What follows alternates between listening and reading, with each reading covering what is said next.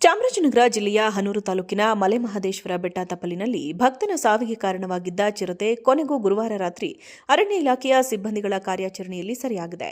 ಮಂಡ್ಯ ಜಿಲ್ಲೆಯ ಪ್ರವೀಣ್ ಎಂಬ ಯುವಕ ಕಾಲ್ನಡಿಗೆಯಲ್ಲಿ ಚಾಮರಾಜನಗರ ಜಿಲ್ಲೆಯ ಮಹದೇಶ್ವರ ಬೆಟ್ಟಕ್ಕೆ ತೆರಳುತ್ತಾ ಇದ್ದಾಗ ಚಿರತೆ ದಾಳಿಗೆ ಬಲಿಯಾಗಿದ್ದರು. ಚಿರತೆ ಸೆರೆಗೆ ಸಾರ್ವಜನಿಕರಿಂದ ತೀವ್ರ ಒತ್ತಡ ಕೇಳಿಬಂದಿದ್ದ ಹಿನ್ನೆಲೆಯಲ್ಲಿ ಅರಣ್ಯ ಇಲಾಖೆ ಸತತ ನಿಗಾ ವಹಿಸಿತ್ತು. ಬುಧವಾರ ರಾತ್ರಿಯೂ ಮಲೆಮಹದೇಶ್ವರ ರಸ್ತೆ ವ್ಯಾಪ್ತಿಯಲ್ಲಿ ಚಿರತೆ ಪ್ರತ್ಯಕ್ಷವಾಗಿದ್ದು ಸ್ಥಳೀಯರಲ್ಲಿ ಆತಂಕ ಹೆಚ್ಚಾಗಿತ್ತು. ಇದರಿಂದ ಎಚ್ಚೆತ್ತುಕೊಂಡ ಅರಣ್ಯಾಧಿಕಾರಿಗಳು ವಿಶೇಷ ಕಾರ್ಯಾಚರಣೆ ಕೈಗೊಂಡರು. ಚಿರತೆ ಕಾರ್ಯಪಡೆಯನ್ನ ಕಾರ್ಯಾಚರಣೆಗೆ ನಿಯೋಜಿಸಲಾಗಿದ್ದು ಡ್ರೋನ್ಗಳ ಮೂಲಕ ಕಣ್ಗಾವಲು ನಡೆಸಲಾಯಿತು. ಅರಣ್ಯ ಸಿಬ್ಬಂದಿ ಅರವಳಿಕೆ ನೀಡಿ ಚಿರತೆಯನ್ನ ಸುರಕ್ಷಿತವಾಗಿ ಸೆರೆ ಹಿಡಿಯುವಲ್ಲಿ ಯಶಸ್ವಿಯಾದರು. ಕಾರ್ಯಾಚರಣೆಯಲ್ಲಿ ಮಧುವೈದ್ಯ ಭಾಗವಹಿಸಿದ್ದು ಒಟ್ಟು ಸುಮಾರು 50ಕ್ಕೂ ಹೆಚ್ಚು ಅರಣ್ಯ ಸಿಬ್ಬಂದಿ ಪಾಲ್ಗೊಂಡಿದ್ದರು. ಸೆರೆ ಸಿಕ್ಕಿರುವುದು ಸುಮಾರು 2 ರಿಂದ 3 ವರ್ಷದ ಗಂಡು ಚಿರತೆಯಾಗಿದ್ದು ಸೆರೆ ಹಿಡಿದಿರುವ ಚಿರತೆಯನ್ನ ಮೈಸೂರಿನ ಕೂರ್ಗಳ್ಳಿಯಲ್ಲಿರುವ ವನ್ಯಜೀವಿಗಳ ಪುನರ್ವಸತಿ ಕೇಂದ್ರಕ್ಕೆ ಸ್ಥಳಾಂತರಿಸುವ ನಿರ್ಧಾರವನ್ನು ತೆಗೆದುಕೊಳ್ಳಲಾಗಿದೆ.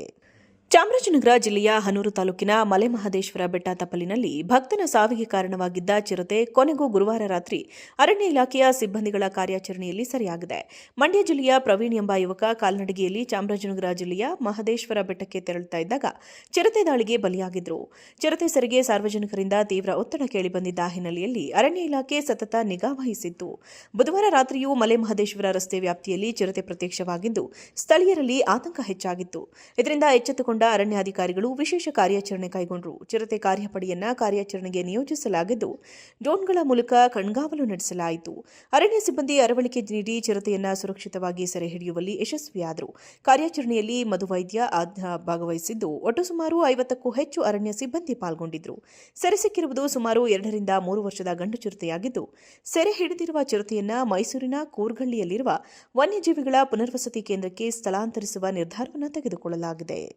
ಚಾಮರಾಜನಗರ ಜಿಲ್ಲೆಯ ಹನೂರು ತಾಲೂಕಿನ ಮಲೆಮಹದೇಶ್ವರ ಬೆಟ್ಟ ತಪ್ಪಲಿನಲ್ಲಿ ಭಕ್ತನ ಸಾವಿಗೆ ಕಾರಣವಾಗಿದ್ದ ಚಿರತೆ ಕೊನೆಗೂ ಗುರುವಾರ ರಾತ್ರಿ ಅರಣ್ಯ ಇಲಾಖೆಯ ಸಿಬ್ಬಂದಿಗಳ ಕಾರ್ಯಾಚರಣೆಯಲ್ಲಿ ಸೆರೆಯಾಗಿದೆ.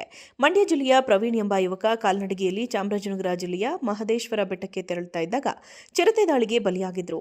ಚಿರತೆ ಸೆರೆಗೆ ಸಾರ್ವಜನಿಕರಿಂದ ತೀವ್ರ ಒತ್ತಡ ಕೇಳಿಬಂದಿದ್ದ ಹಿನ್ನೆಲೆಯಲ್ಲಿ ಅರಣ್ಯ ಇಲಾಖೆ ಸತತ ನಿಗಾ ವಹಿಸಿತ್ತು. ಬುಧವಾರ ರಾತ್ರಿಯೂ ಮಲೆಮಹದೇಶ್ವರ ರಸ್ತೆ ವ್ಯಾಪ್ತಿಯಲ್ಲಿ ಚಿರತೆ ಪ್ರತ್ಯಕ್ಷವಾಗಿದ್ದು ಸ್ಥಳೀಯರಲ್ಲಿ ಆತಂಕ ಹೆಚ್ಚಾಗಿತ್ತು. ಇದರಿಂದ ಎಚ್ಚೆತ್ತುಕೊಂಡ ಅರಣ್ಯಾಧಿಕಾರಿಗಳು ವಿಶೇಷ ಕಾರ್ಯಾಚರಣೆ ಕೈಗೊಂಡರು. ಚಿರತೆ ಕಾರ್ಯಪಡೆಯನ್ನ ಕಾರ್ಯಾಚರಣೆಗೆ ನಿಯೋಜಿಸಲಾಗಿದ್ದು ಡ್ರೋನ್ಗಳ ಮೂಲಕ ಕಣ್ಗಾವಲು ನಡೆಸಲಾಯಿತು. ಅರಣ್ಯ ಸಿಬ್ಬಂದಿ ಅರವಳಿಕೆ ನೀಡಿ ಚಿರತೆಯನ್ನ ಸುರಕ್ಷಿತವಾಗಿ ಸೆರೆ ಹಿಡಿಯುವಲ್ಲಿ ಯಶಸ್ವಿಯಾದರು.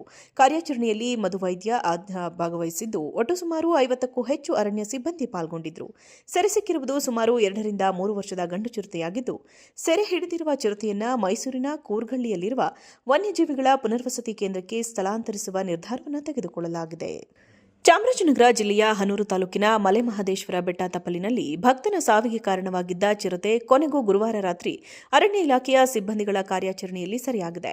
ಮಂಡ್ಯ ಜಿಲ್ಲೆಯ ಪ್ರವೀಣ್ ಎಂಬ ಯುವಕ ಕಾಲ್ನಡಿಗೆಯಲ್ಲಿ ಚಾಮರಾಜನಗರ ಜಿಲ್ಲೆಯ ಮಹದೇಶ್ವರ ಬೆಟ್ಟಕ್ಕೆ ತೆರಳುತ್ತಾ ಇದ್ದಾಗ ಚಿರತೆ ದಾಳಿಗೆ ಬಲಿಯಾಗಿದ್ದರು. ಚಿರತೆ ಸೆರೆಗೆ ಸಾರ್ವಜನಿಕರಿಂದ ತೀವ್ರ ಒತ್ತಡ ಕೇಳಿಬಂದಿದ್ದ ಹಿನ್ನೆಲೆಯಲ್ಲಿ ಅರಣ್ಯ ಇಲಾಖೆ ಸತತ ನಿಗಾ ವಹಿಸಿತ್ತು. ಬುಧವಾರ ರಾತ್ರಿಯೂ ಮಲೆಮಹದೇಶ್ವರ ರಸ್ತೆ ವ್ಯಾಪ್ತಿಯಲ್ಲಿ ಚಿರತೆ ಪ್ರತ್ಯಕ್ಷವಾಗಿದ್ದು ಸ್ಥಳೀಯರಲ್ಲಿ ಆತಂಕ ಹೆಚ್ಚಾಗಿತ್ತು. ಇದರಿಂದ ಎಚ್ಚೆತ್ತುಕೊಂಡ ಅರಣ್ಯಾಧಿಕಾರಿಗಳು ವಿಶೇಷ ಕಾರ್ಯಾಚರಣೆ ಕೈಗೊಂಡರು. ಚಿರತೆ ಕಾರ್ಯಪಡೆಯನ್ನ ಕಾರ್ಯಾಚರಣೆಗೆ ನಿಯೋಜಿಸಲಾಗಿದ್ದು ಡ್ರೋನ್ಗಳ ಮೂಲಕ ಕಣ್ಗಾವಲು ನಡೆಸಲಾಯಿತು.